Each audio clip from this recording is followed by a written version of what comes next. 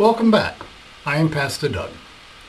We now continue with part 140 in our series entitled Paul's Letters to the Corinthians. In both the natural and in the spiritual realm, what we are in our thinking is what we are in our experience and behavior. Until a person is born again, he or she is under the influence of his or her fallen nature.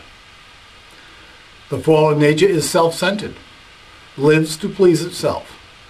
The unsaved soul can choose between producing evil, sin, or human good, but is incapable of understanding or producing divine good. It is a part of satanic strategy to deceive the unsaved believer into mistaking the religiosity of his or her human good for spirituality, and thus deny or reject his or her need to be born again. John 3:3.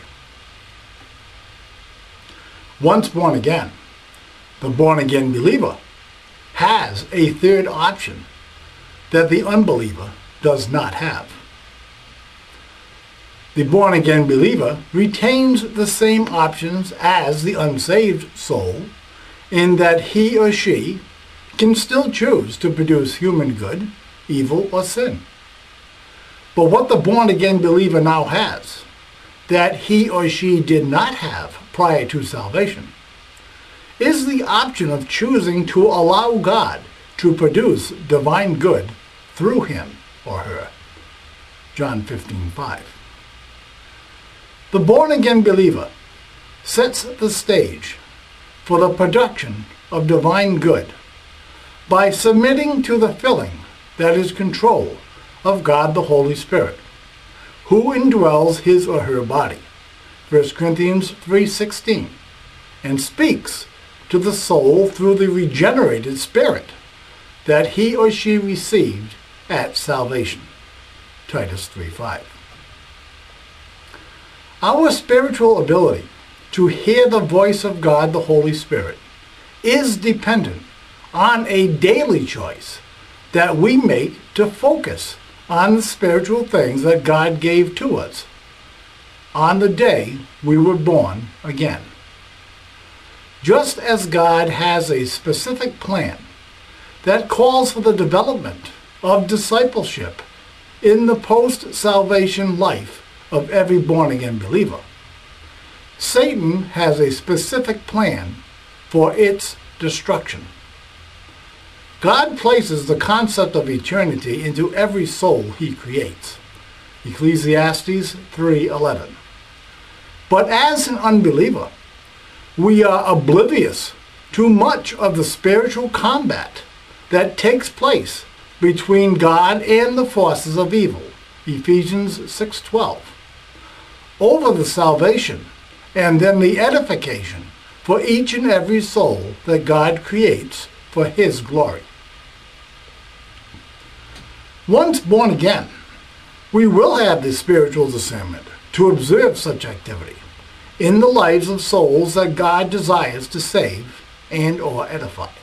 It matters not to Satan if he uses blessings, Luke 4:6, or adversity, the book of Job, to distract, Luke 8:14, the attention of an unsaved individual, or the attention of a backsliding born-again believer.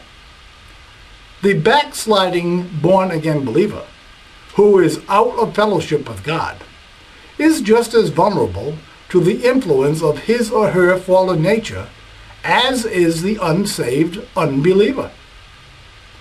It is for this reason that many times there is no overt distinction between the life of a backsliding born-again believer and the overt life of unbelievers.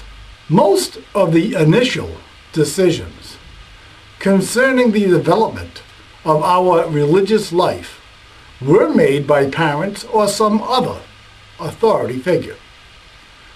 Parents can bring their children up to be religious, but religion and religious rituals cannot regenerate the dead spirit within their children. Unsaved religious persons can continue on with the development and participation in religion, and even decide to serve religion in some office or occupational capacity. Hell will be filled with traditionally moral and religious persons who were never born again. John chapter 3, verse 3 and verse 18.